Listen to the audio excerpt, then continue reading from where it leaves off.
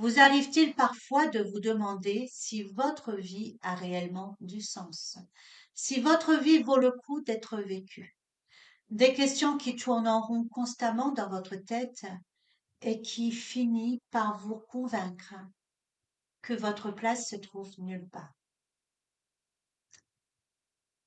Votre santé se dégrade parce que vous vous êtes programmé à périr.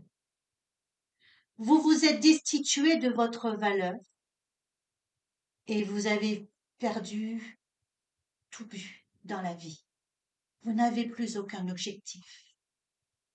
Et parfois, vous rejetez même le fait que Jésus est mort pour vous sur la croix. Bonjour à tous. Bienvenue à chacun de vous sur ma chaîne Message additionnel. Le sujet d'aujourd'hui se porte sur la raison de ton existence, la raison de notre existence. Nous verrons ensemble les différentes causes de la maladie et les conseils de Dieu, notre Créateur. Mais pour bien comprendre l'importance des conseils pour notre santé, nous devons revenir au début de la création, afin de revoir les objectifs de notre Dieu, de notre Créateur, les directives qu'il a données à Adam et à Ève sur leur alimentation. C'est la notice, le mode d'emploi du Créateur afin de bien entretenir notre cœur, notre corps. Il a créé le moindre petit détail en ce qui nous concerne dans notre organisme, qui, à part lui, connaît le mieux notre fonctionnement, le fonctionnement de chaque cellule de notre corps, de chaque molécule, de chaque organe, de tout ce qui nous constitue. Qui d'autre à part lui? Comme à chaque étude, nous devons comprendre la parole de Dieu en nous laissant guider par celui qui l'a inspiré, le Saint-Esprit.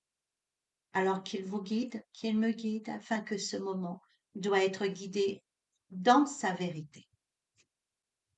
N'oubliez pas que c'est vous qui choisissez ce que vous allez être.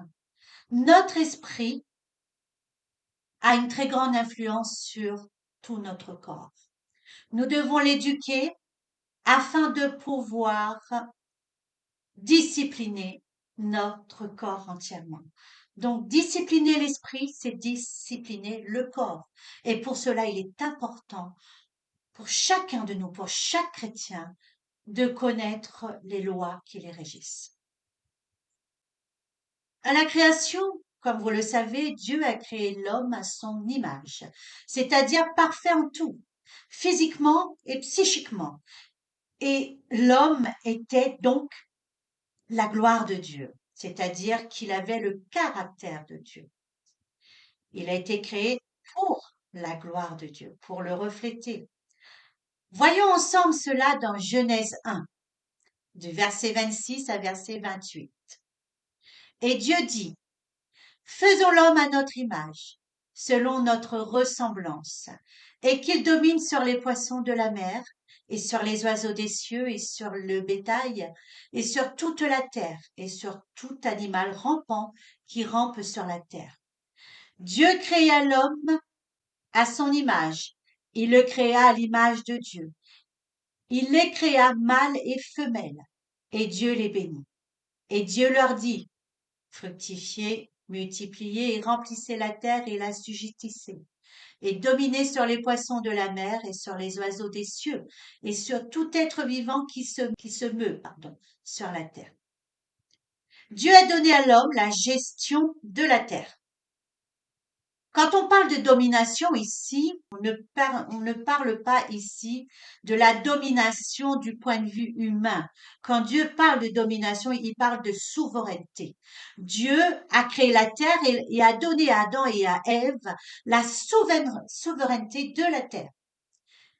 Il devait en prendre soin, l'entretenir. Il devait s'occuper des animaux. C'est ça la souveraineté. C'est ça s'occuper, dominer. C'est ça là ce que Dieu nous dit à travers sa parole. C'est-à-dire en prendre soin. Il n'était pas question ici de tuer qui que ce soit, quel que soit l'animal. Nous voyons ici que l'homme avait été créé pour glorifier Dieu dans toute sa perfection. Dans Puissance de la grâce, la méditation du 2 décembre, l'homme créé pour la gloire de Dieu.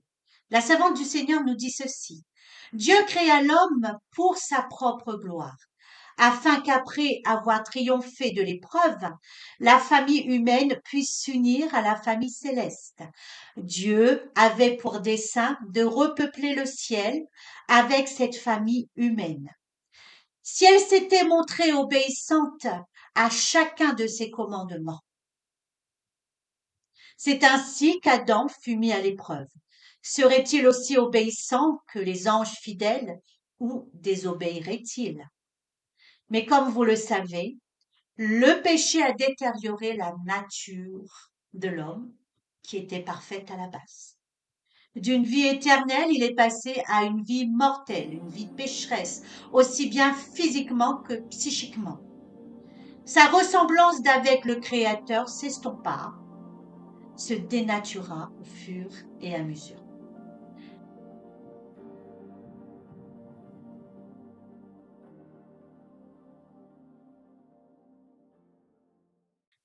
Continuons la lecture toujours dans le même livre. Dieu a créé Adam à l'image de son caractère divin, pur et droit. Il n'y avait aucun principe de corruption dans le premier Adam, aucune tendance au mal. Adam était aussi innocent que les anges devant le trône de Dieu. Ceci est inexplicable, mais que de choses aujourd'hui incompréhensibles deviendront claires quand nous verrons comme nous avons été vus et connaîtrons comme nous avons été connus. Les Écritures disent des saints hommes du passé que Dieu n'a pas eu honte d'être appelé leur Dieu. Hébreux 11, verset 16. C'est qu'au lieu de convoiter les biens terrestres ou de rechercher le bonheur dans les projets et dans les aspirations du monde, ils placèrent tout ce qu'ils possédaient sur l'autel de Dieu et l'offrirent pour édifier son royaume. Ils ne vivaient que pour la gloire de Dieu et déclaraient nettement qu'ils étaient étrangers et voyageurs sur la terre, qu'ils aspiraient à une patrie meilleure, c'est-à-dire à celle des cieux. Leur conduite proclamait leur foi. Le Seigneur pouvait leur confier sa vérité et communiquer sa volonté au monde par leur intermédiaire. Dans 1 Corinthiens 10, verset 31, soit donc que vous mangiez, soit que vous buviez, ou quoi que vous fassiez, faites tout pour la gloire de Dieu. Si nous proclamons être enfants de Dieu, avoir la foi en notre Seigneur Jésus-Christ, toute notre attitude sera dans les conditions à le glorifier.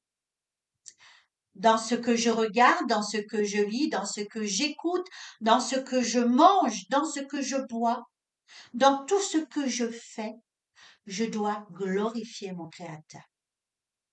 Faire de Dieu sa priorité, c'est faire de lui son trésor.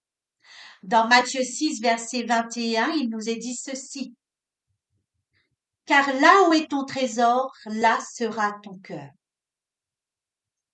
Tout ce qu'on chérira dans notre cœur occupera nos pensées. Les deux marchent ensemble. C'est là que se formera une bonne ou mauvaise habitude. Dans Matthieu 15, verset 18-19, il nous est dit ceci également. Mais les choses qui sortent de la bouche viennent du cœur, et ces choses souillent l'homme. Car du cœur viennent les mauvaises pensées, les meurtres, les adultères, les fornications, les vols, les faux témoignages, les injures. Et dans Matthieu 5, verset 28, mais moi je vous dis que quiconque regarde une femme pour la convoiter a déjà commis adultère avec elle dans son cœur. Alors, on va expliquer un petit peu ceci, le rapport, le péché, le cœur, les pensées. Nous allons voir un petit peu, nous allons nous pencher là-dessus un petit instant. Alors, en regardant ce passage, vous avez compris que le péché commence dans les pensées.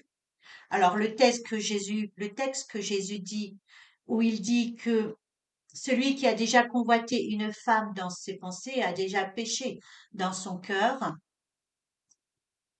Donc, vous avez compris que le cœur, les pensées travaillent ensemble, comme je vous l'ai dit tout à l'heure. Donc, si je nourris de ces choses charnelles dans mes pensées, et je le fais continuellement, je conditionne mon corps à avoir des actions charnelles.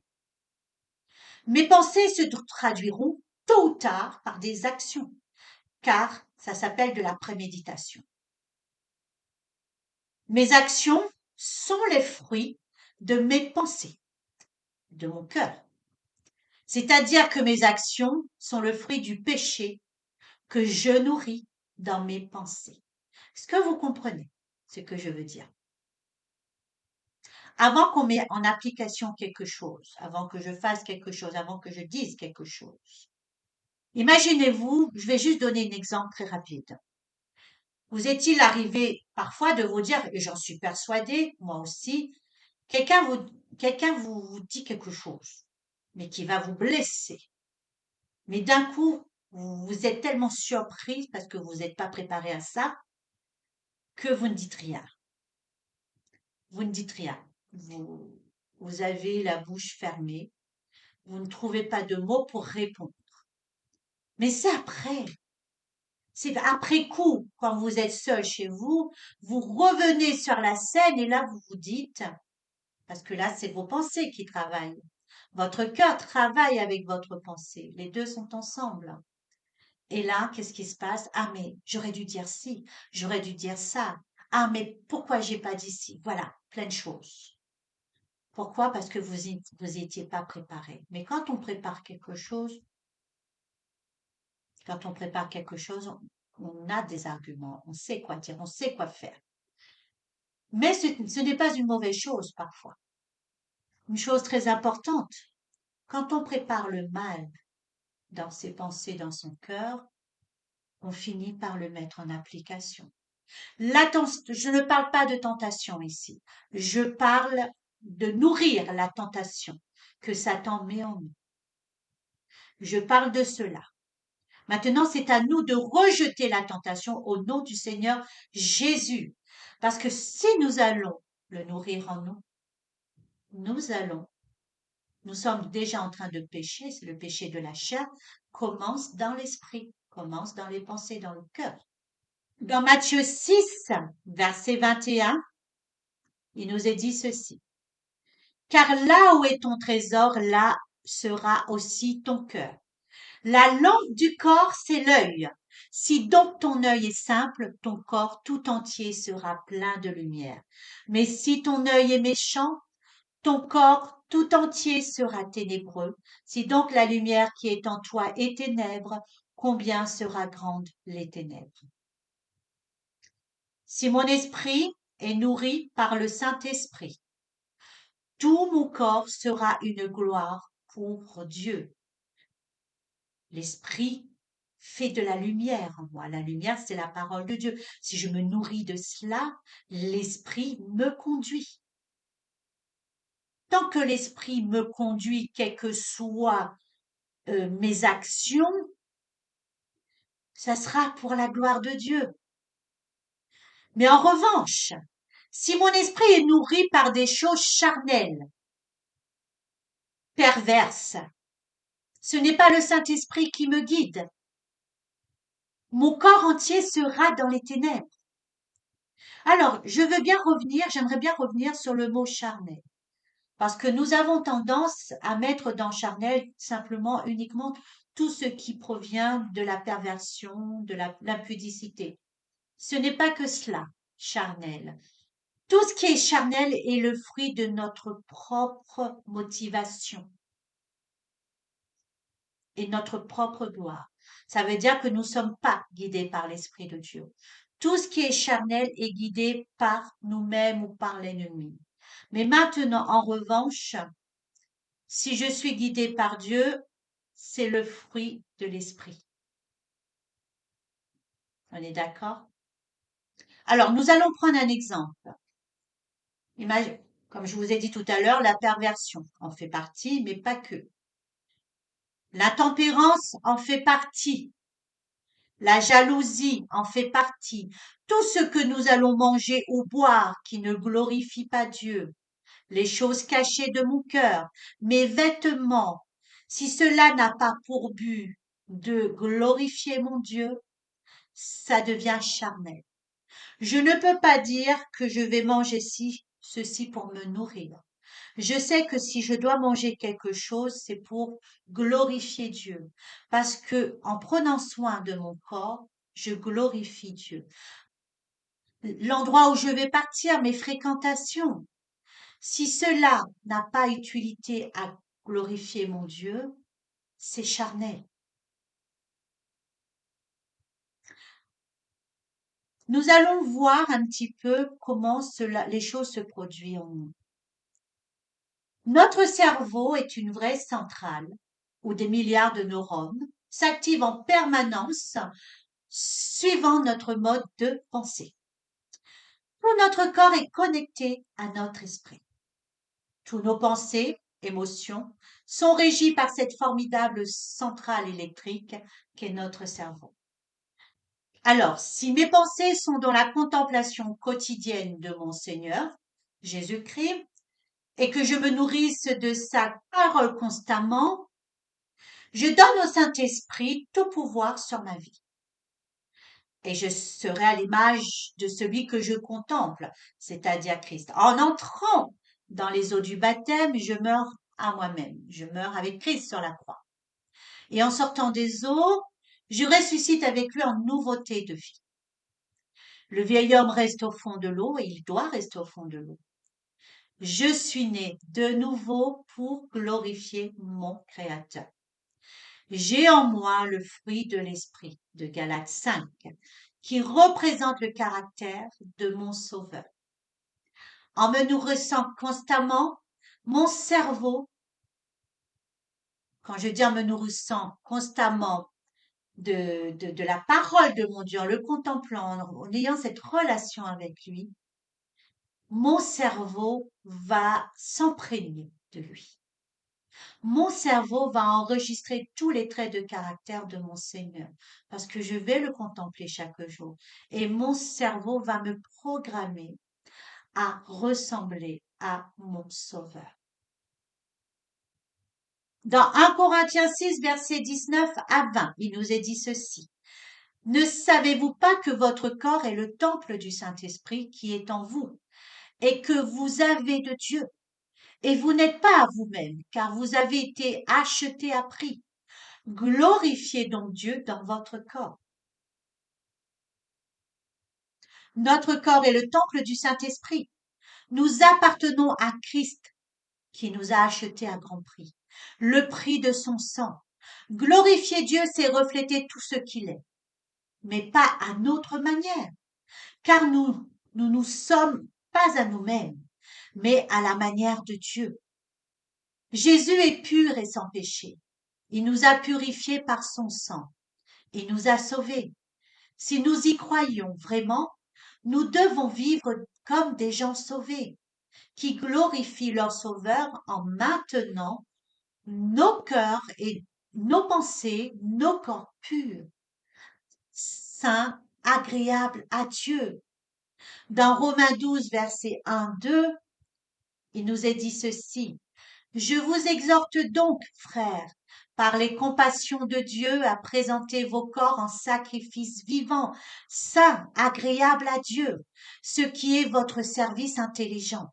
Et ne vous conformez pas à ce siècle, mais soyez transformés par le renouvellement de votre entendement, pour que vous discerniez quelle est la volonté de Dieu, bonne et agréable et parfaite.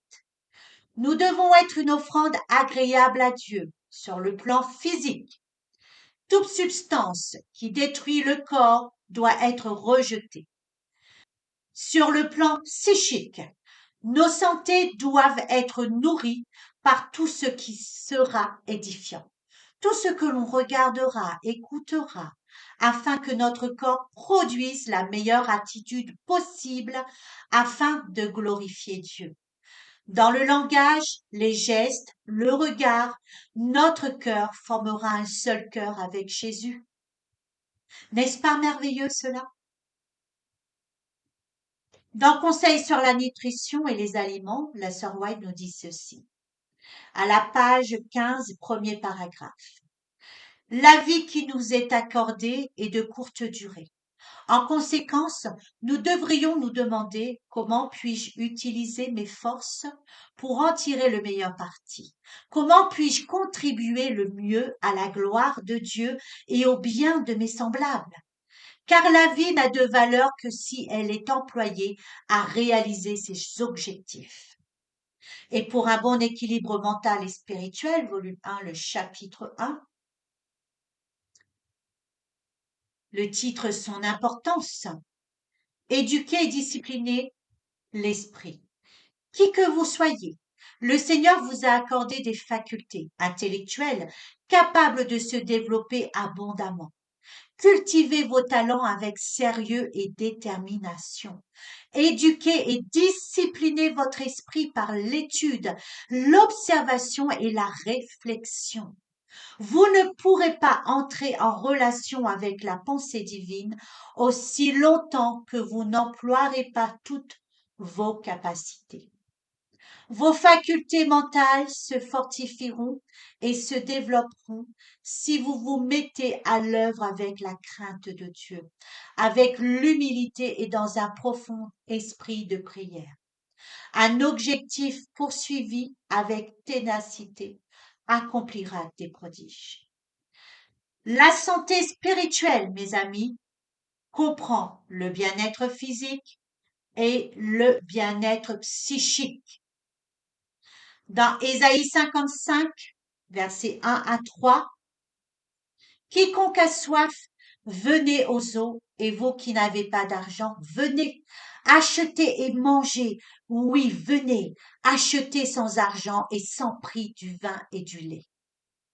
Pourquoi dépensez-vous l'argent pour ce qui n'est pas du pain, et votre labeur pour ce qui n'est pas, pour ceux qui ne rassasient pas?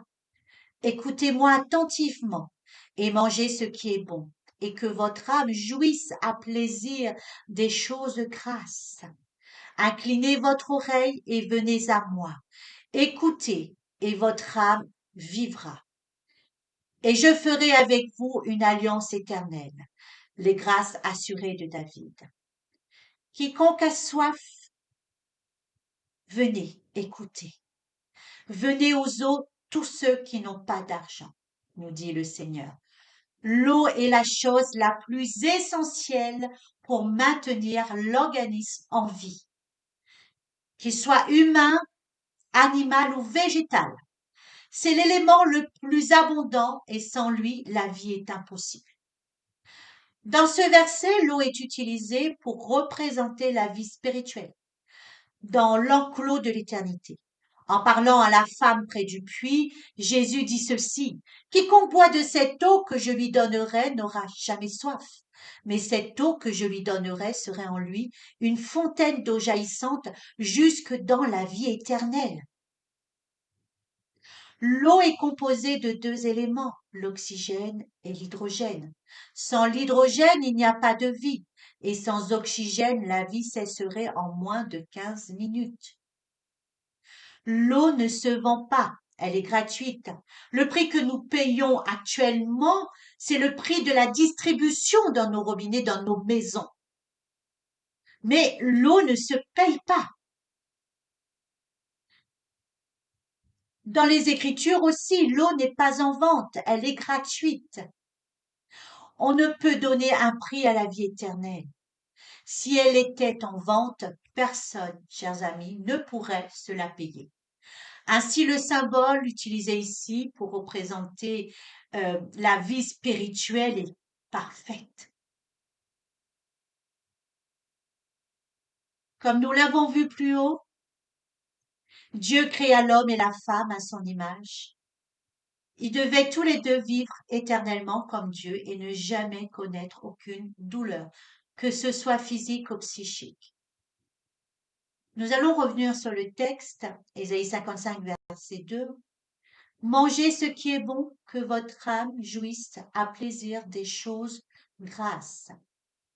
Ceci, c'est manger ce que Dieu avait sanctifié à la base pour la consommation humaine qu'on retrouve dans Genèse 1, verset 29.